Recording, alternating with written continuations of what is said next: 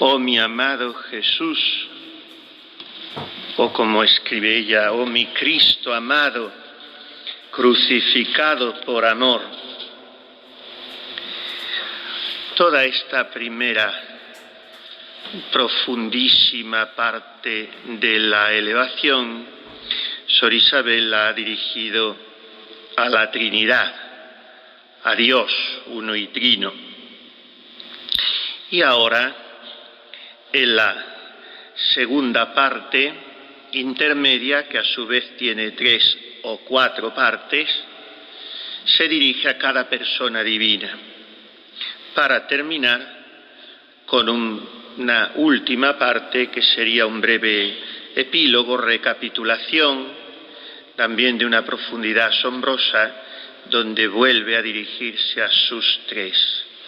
Digo que esta parte central se puede subdividir en 3 en el sentido de que se dirige naturalmente a cada una de las personas divinas, pero en 4 en el sentido de que, como lo hace al revés, en el orden que en principio sería lógico, lo hace al revés que, por ejemplo, Teresita en el acto de ofrenda, el cual Isabel tiene un poquito de plantilla en cuanto a la composición de la oración, pero como es tan original se sale de los raíles establecidos por Teresita en esa oración, y entonces Isabel lo hace al revés, o en un orden un poco desacostumbrado.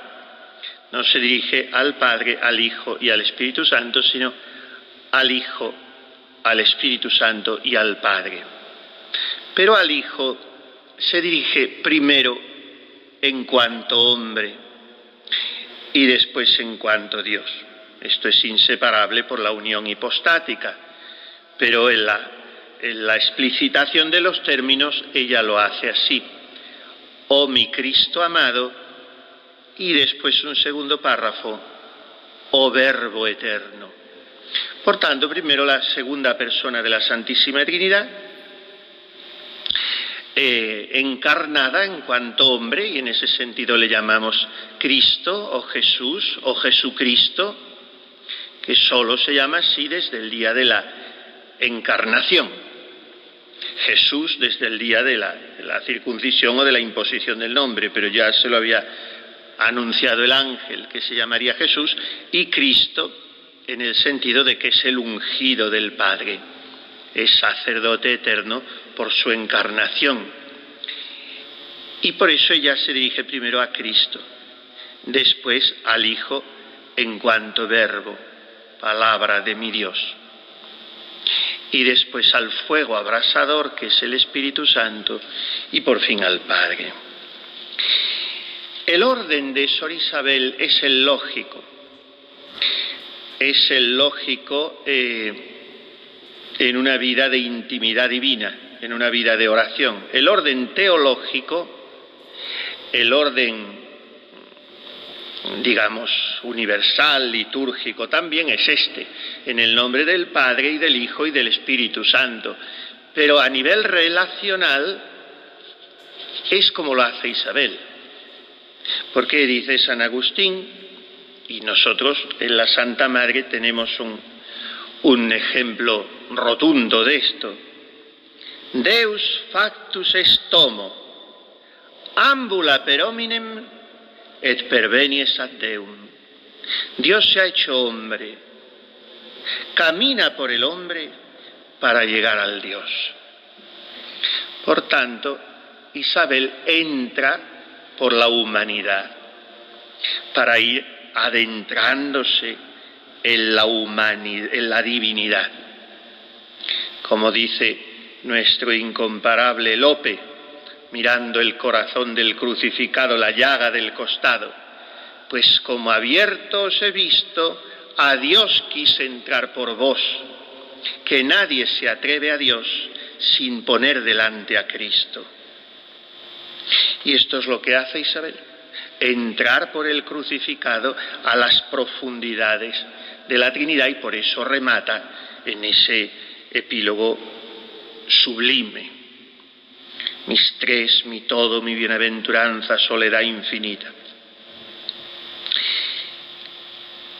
sobre la configuración con Cristo, de lo que hablaremos un poco ahora y en los días que nos quedan, pues es extraordinario, como todo lo suyo, como todos los capítulos del libro de Filipón, la doctrina espiritual de Isabel, el capítulo 5 sobre la configuración con Cristo. Yo no voy a atenerme a él, solo le voy a citar, pero estoy dándome cuenta en este instante que se me ha olvidado, por lo tanto Dios lo ha hecho, porque iba a citarlo, pero da igual, lo leen. En lo que el padre Filipón, citaré un poquito de memoria, en lo que se refiere al alma de Cristo. La devoción de Isabel al alma de Cristo, que es lo más noble de la humanidad de Cristo.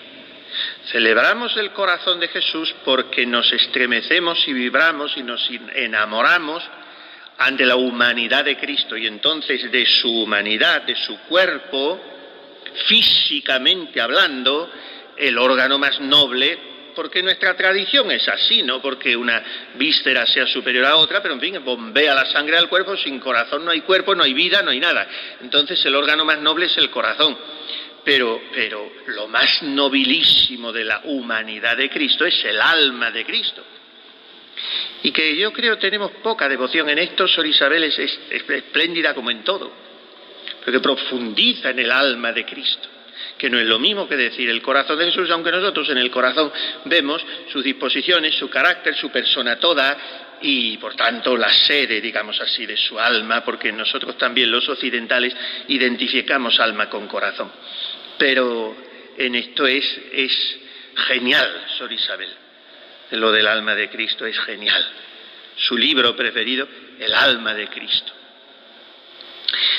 Pues la espiritualidad de Isabel es tan cristocéntrica como trinitaria, porque la hemos etiquetado con lo de la inhabitación trinitaria, que es una parte de su doctrina. Pero no podría ser esa espiritualidad tan hondamente trinitaria si no fuera eminentemente cristocéntrica, porque ella sabe que es Cristo quien vino a revelarnos el misterio escondido desde antes de los siglos. Es maravilloso eso de San Pablo a los colosenses, que lo recitamos todas las semanas en vísperas. El oficio divino tiene este peligro, que como nos suena todo, y nos acostumbramos y nos suena todo, pero tendríamos que hacer el propósito de cada semana detenernos en una frase o en una palabra y así irlo descubriendo según pasa tantísimas miles de veces lo rezan, pero el peligro es ese, que como nos suena todo y además al ser en vernácula lo entendemos tanto que nos resbala. Pues Él es imagen de Dios invisible, primogénito de toda criatura. Por Él quiso Dios que fueran creadas todas las cosas, las del cielo y los de la tierra, todo fue creado por Él y en vista de Él. La maravilla de la encarnación que tenía que ser sí o sí. Y en esto siento muchísimo sorprenderme a mí mismo divergiendo de Santo Tomás. Pero como es una cuestión de escuela, no me da el menor escrúpulo. Es una cuestión de escuela. Y en esa escuela yo desde luego me inclino mucho más por la escuela franciscana o escotista y por San Buenaventura que por la tomista, porque según Santo Tomás la encarnación es producto de que el hombre había pecado y entonces como no hay proporción ninguna para saldar ese crimen, porque la ofensa está inferida a un ser infinito, pero la había cometido un ser finito. Entonces, siguiendo ese argumento que se remonta a San Anselmo, en un tratadito que tiene precioso, Cur Deus homo, se pregunta ¿por qué Dios es hombre? Y entonces la ofensa infinita cometida por un ser finito, humano, entonces tenía que saldarla un hombre, pero con carácter infinito, y no podía nada más que ser el hombre Dios. Bueno, pues otros dicen, de todas maneras, Dios se hubiera encarnado. Esto es hacer elucubraciones bizantinas porque las cosas son como han sido. Pero es que la creación hubiera quedado incompleta si el Verbo no se hubiera encarnado. Cuando Fray Luis de León una vez tengo ganas de dar algunos ejercicios o alguna conferencia sobre el libro de Fray Luis de León, de los nombres de Cristo, que es una maravilla. Y el primero, además es un libro que él lo compone como Gracián compone algunos de sus libros, como María de San José el libro de las recreaciones. Era un estilo mucho de componer así, en diálogos. Se inventaban 2 o 3 personajes y uno le proponía cuestiones, el otro las respondía. Y Fray Luis de León, uno de nuestros mejores prosistas y poetas también, y además le debemos tanto por ser el primer editor de las obras de la Santa Madre. Pues el primer nombre de Cristo que él pone es Pimpollo. Y claro, el pimpollo es que es el brote definitivo de la creación, y la creación está incompleta sin que aparezca en ella el más hermoso de los hijos de los hombres, que es el Verbo encarnado. Pues todo fue creado por él y en vista de él. El Analogatum Princeps, el modelo de toda la creación, es Jesucristo, y por eso todo se recapitula en él, y por eso el afán de Dios es instaurare omnia in Cristo, que es lo que tomó San Pío X como mote de su pontificado.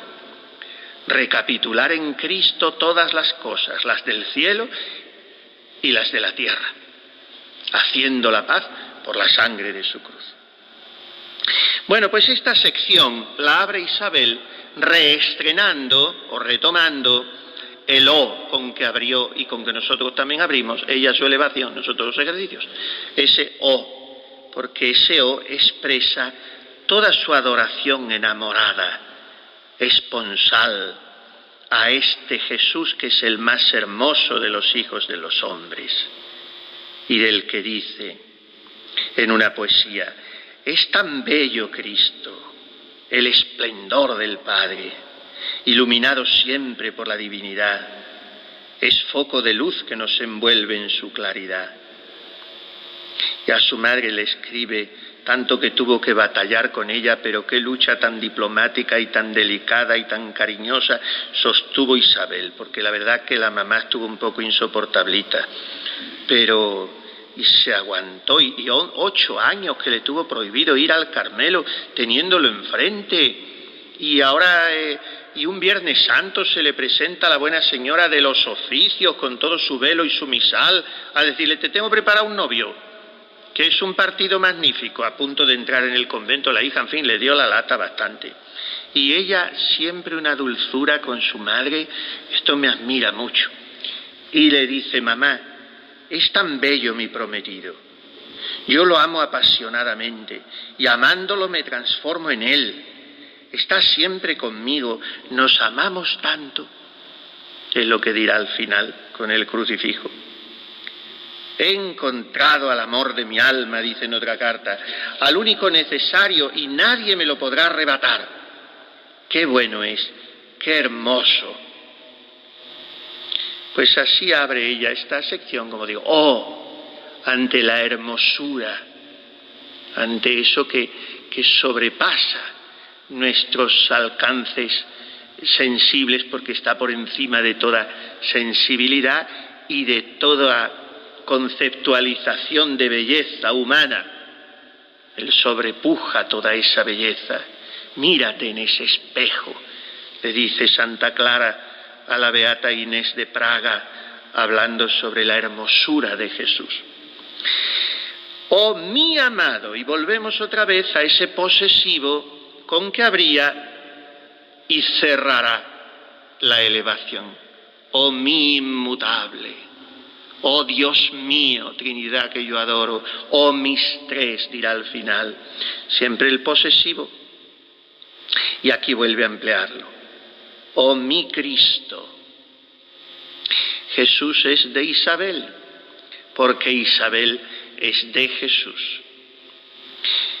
Y Jesús es para ella, le llamará muchas veces mi todo, mi único todo, mi esposo, mi amor, mi vida, ese Dios que ansía tenerme toda para sí.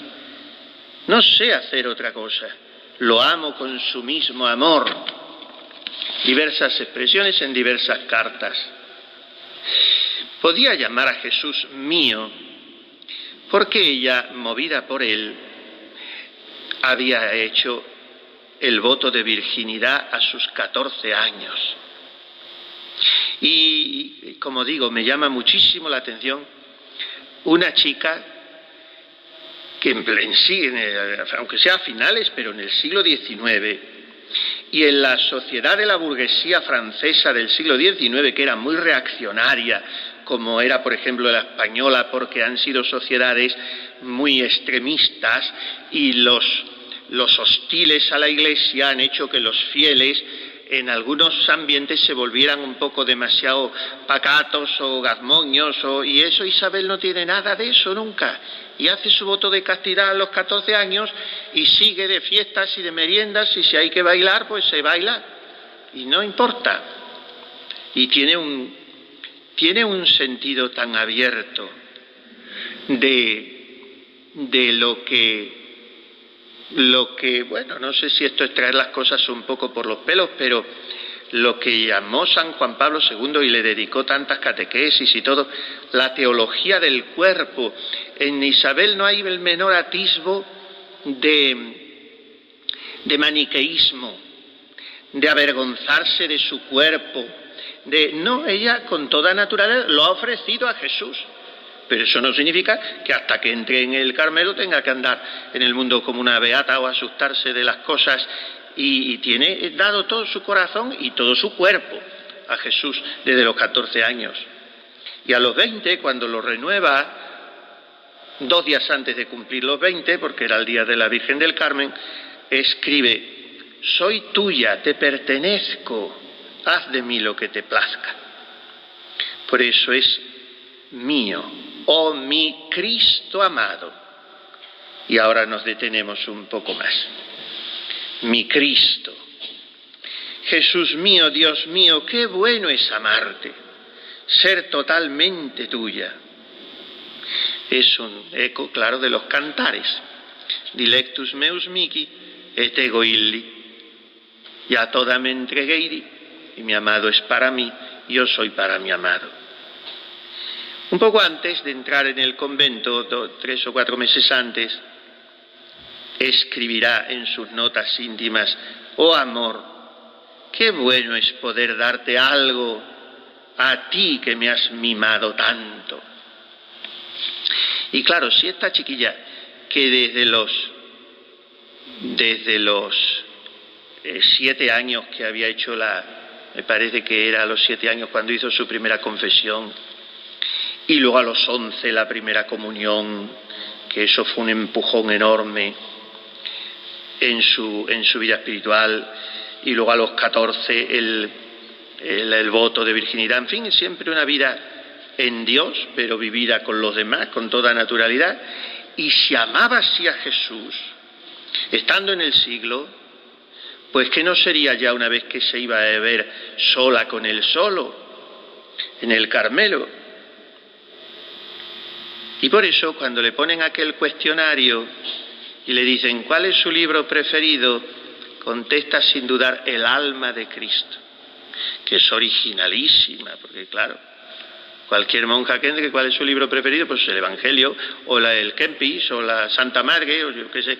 Ella no necesita libros, que era de muy poca lectura. Le llamaba la atención a las que estaban con ella en la iglesia. Una dice que tenía el reclinatorio detrás, dice, nunca tenía libro. Y claro, la gente siempre iba con el misal para seguir la liturgia en latín, y para otras veces, mientras decía la misa, hacían sus oraciones, siempre con sus misales. Se presumía de misales, lo mismo que se presumía de velos. Ahora no se puede presumir de pantalones vaqueros rotos, que es como va la gente. Pero en fin, antes hasta en eso entraba la coquetería, hasta en la piel de cocodrilo de que era el cierre del misal. Bueno, pues ella no tuvo nunca ni misal, ni devocionario, ni nada. Y le llamaba la atención, y a veces le alargaban un poco el libro, como hace la gente por cortesía, cuando ven que no puede seguir lo que sea, pues y lo rechazaba con una sonrisa, no necesitaba. Se metía en las ceremonias de una manera, no le estorbaba que no fuera en lengua vernácula, ella no le estorbaba nada. Ella luego se empapuzaba de San Pablo, hacía sus fichitas y allá se iba alimentando, pero no necesitaba libros, y por lo demás leía muy pocos libros. Y entonces le preguntan, y su libro es El alma de Cristo. No tengas pena, que yo te daré libro vivo. Sonaron aquí esas palabras en esta santa casa. Doña Teresa de Ahumada había necesitado tantos libros, pobrecita mía, dentro de lo poco que había en su tiempo, porque claro, aquel alma con aquel volcán en erupción no la entendía nadie, gracias a que un poco los libros, que son mantenimiento del alma, como el alimento es del cuerpo, dice ella, y aconseja no ir a la oración sin libro en general, lo que pasa que el caso de Isabel, pero no tengas pena, que yo te daré libro vivo, o sea que soy yo, que es mi alma. Y se lo escribe así al mes de entrar en el Carmelo a Monseñor Anglés, aquel canónigo abuelete tan simpático, tiene una cara de buena persona el hombre, y pensar que la había tenido sentada sobre sus rodillas, que la había conocido desde niña, después había seguido su vocación, y las cosas que le escribe a este sacerdote, las cartas tan bonitas, después ella ya carmelita, y le dice, esto es una maravilla, le dice, siento que todos los tesoros encerrados en el alma de Cristo son míos, por eso me siento rica y saco de esa fuente para cuantos amo.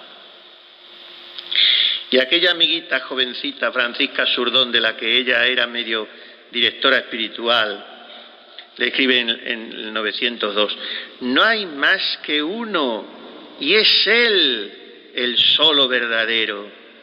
Ah, si le conocieras un poco, como tú sabes, Él fascina, Él arrebata. Bajo su mirada el horizonte se hace tan bello, tan vasto, tan luminoso. Ya ves, le amo apasionadamente, y en Él lo tengo todo. A través de Él, bajo su irradiación, debo mirarlo todo, ir a todo.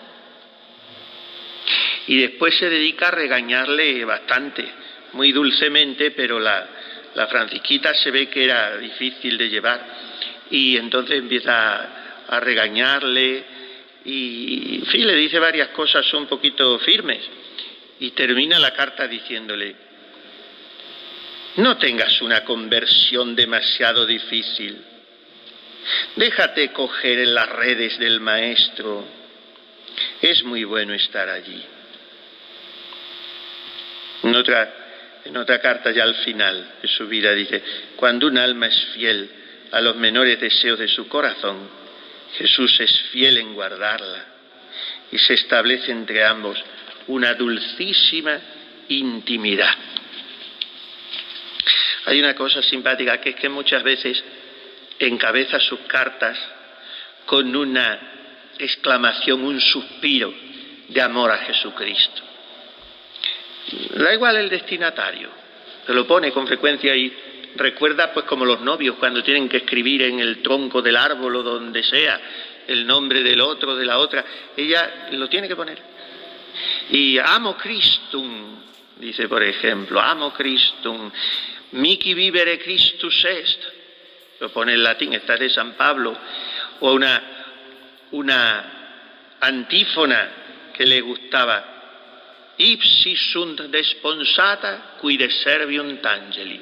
Esta al Monseñor Anglés, que era el único que lo iba a entender, se la pone, estoy desposada con aquel a quien sirven los ángeles.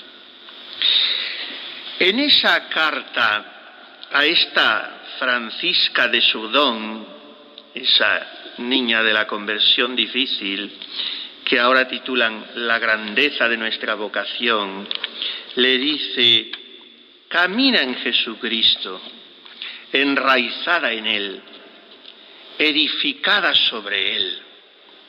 Lo glosa un poquito en esa carta, pero lo glosa todavía más y de una manera magistral en los últimos ejercicios.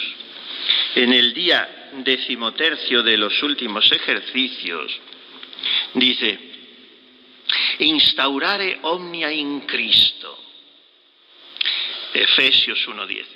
Es todavía San Pablo el que me enseña, San Pablo que acaba de penetrar en el gran consejo de Dios y que me dice que Él ha resuelto en sí mismo restaurar todas las cosas en Cristo. Para que yo realice plenamente este plan divino, una vez más viene San Pablo a ayudarme y me va a trazar un programa de vida. Este versículo de Colosenses 2:6 es el que después va desgranando a partir de tres actitudes. Digamos, la primera activa y las dos segundas pasivas. Caminad en Jesucristo, me dice, enraizada en Él, edificada sobre Él, asegurada en la fe y creciendo cada vez más en Él por la acción de gracias. O sea, caminar, un movimiento activo, claro, y enraizada y edificada. Después es redundancia, asegurada en la fe. Pero esto le gusta mucho a ella repetirlo, enraizados en Cristo, cimentados en Cristo o edificados en Él.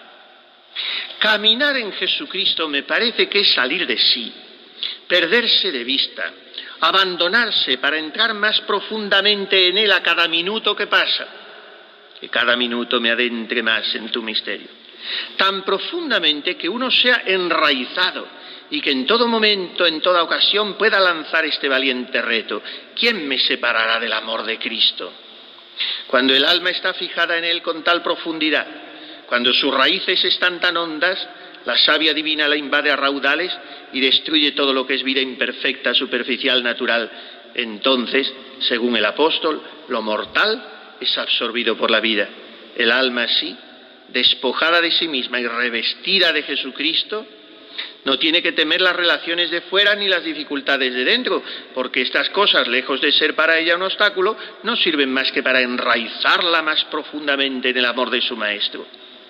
A través de todo, con todo y contra todo, ella está en situación de adorarle siempre por ser quien es, porque ella es libre, liberada de ella misma y de todo.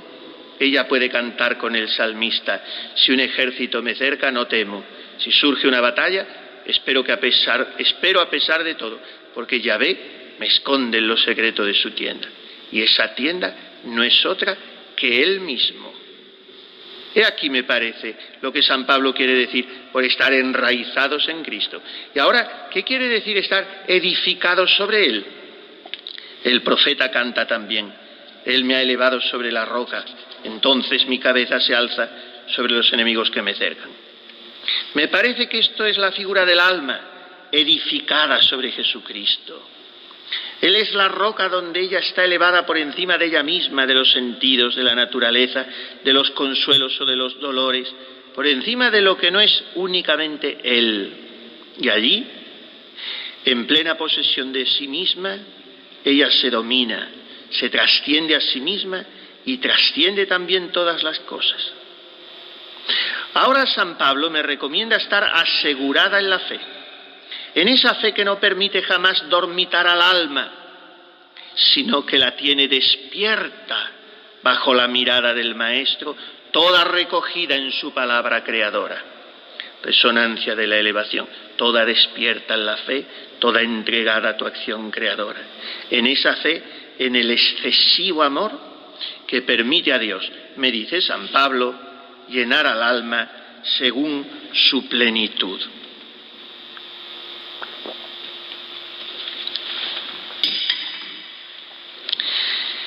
Por fin, después que ha dicho, oh mi Cristo amado, concluye, crucificado por amor. Y esto es lo que polariza toda su vivencia cristocéntrica. El hecho de saberse y vivirse, no solo vivir, sino vivirse, experimentarse a sí misma como esposa del crucificado. Y esto lo tuvo ella muy presente desde aquella gran misión de los redentoristas en Dijon, que duró un mes y pico y cayó en medio de la Semana Santa, y ella toma apuntes de toda esa misión de cuando la predicación era predicación sagrada. Y es impresionante lo que hacían aquellos misioneros. Y claro, las vocaciones que salían, todas esas cosas, claro, pero la gente iba a las misiones. Yo conocí uno de los últimos misioneros que acompañaba al padre Rodríguez, el padre Gijón, y me dio ejercicios un par de veces y decía: la televisión se ha cargado las misiones. Bueno, pues entonces la gente iba al final del día y aquellos sermonazos y todo, y ella aquella misión le hizo mucha operación, sobre todo el sermón de la pasión en el Viernes Santo. Tenía ella 18 años y pico, casi 19 ya, y entonces se ofreció, después de ese sermón se ofreció como víctima con Jesús.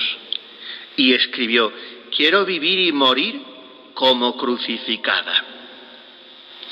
Y empezará a descubrir a Jesús como el crucificado por amor.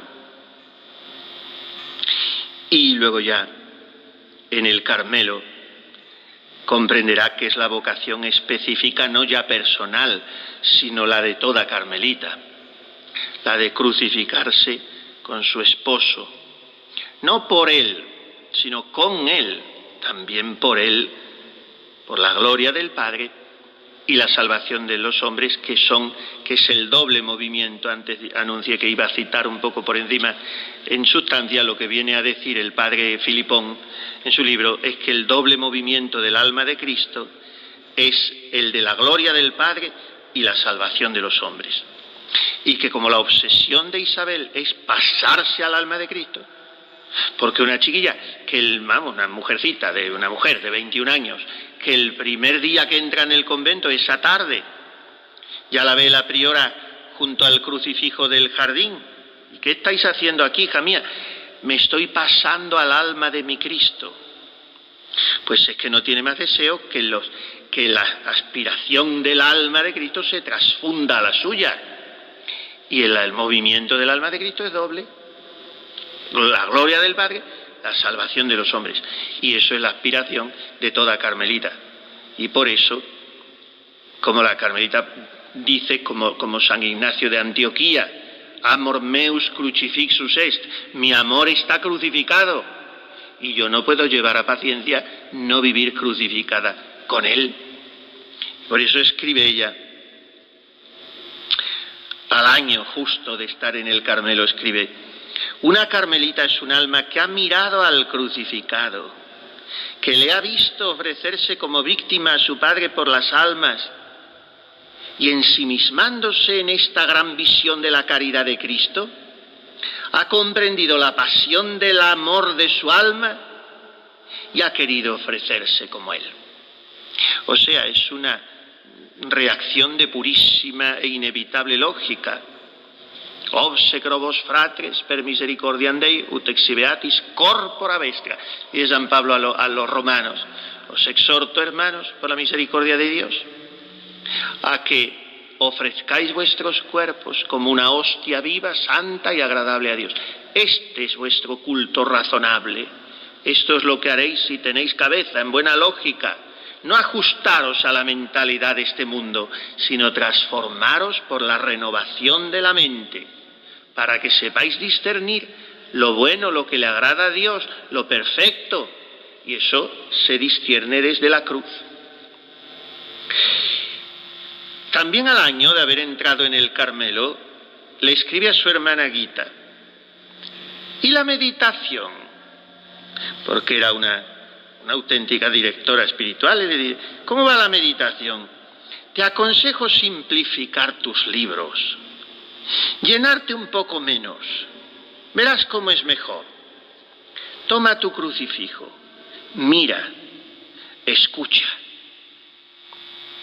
El crucifijo de una carmelita, que es lo que ella apretará al final, el crucifijo sobre el que Teresita deshoja flores, el crucifijo que dice la Santa Madre que no es para llevarle en el seno y nunca le mirar, sino para besarle muchas veces, sentirle como un aldabón sobre el corazón, porque es crucificado cuando Jesús ama más.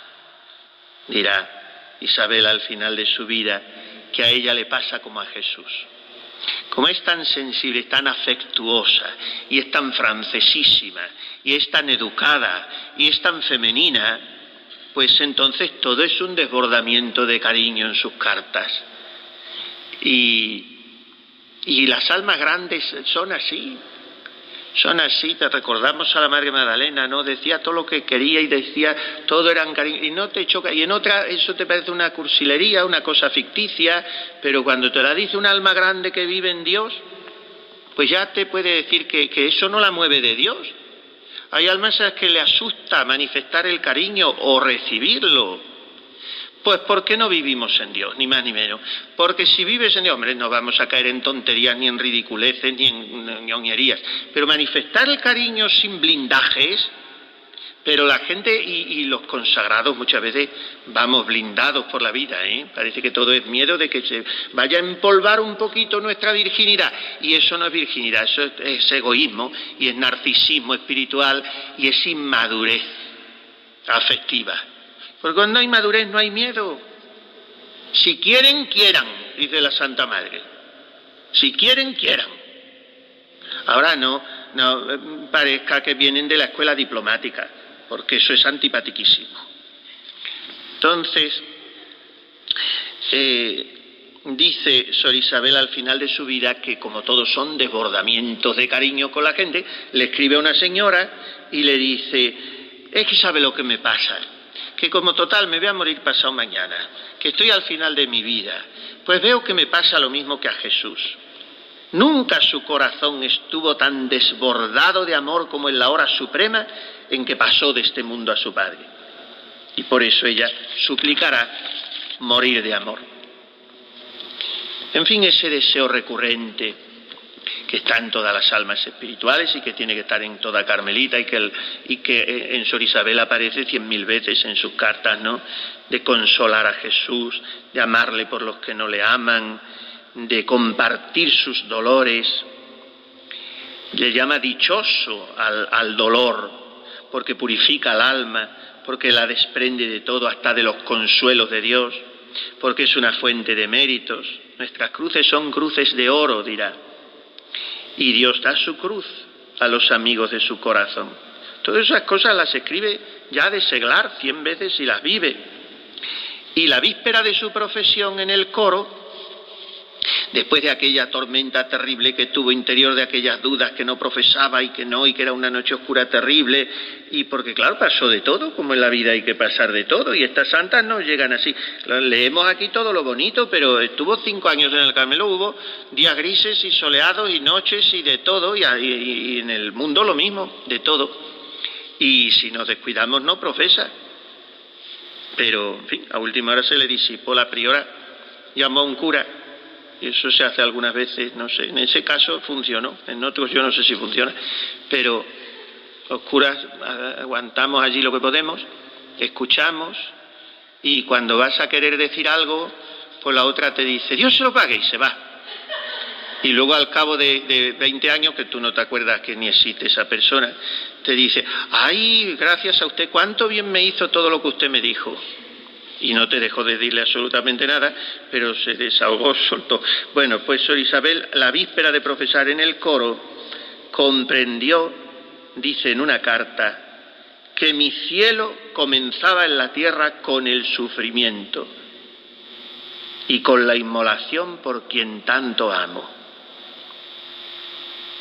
Él ha sufrido más que yo para decirme su amor y reclamar el mío. Y sobre la cruz de la celda, ese pensamiento también lo recoge, de que tiene ella que crucificarse, por eso la cruz está vacía. Y al final le escribe también a su priora una nota, desde el palacio del dolor y la bienaventuranza. Miren, hay una cosa, termino con esto, que cada día me alargo un poco más.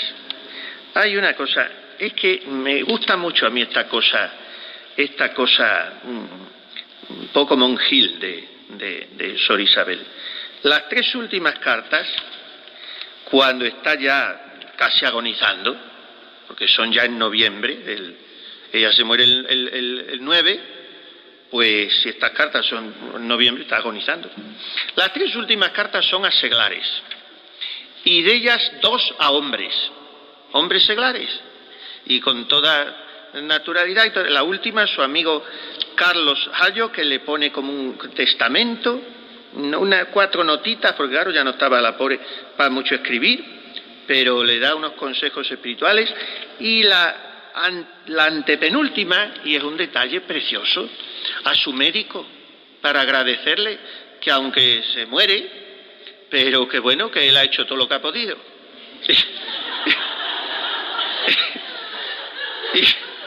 Y eso es una delicadeza, porque es que encima de todo es que se muere, porque si dijera, me ha salvado usted, pero dice, es usted un matasanos, y en vista de lo cual le pongo esta carta.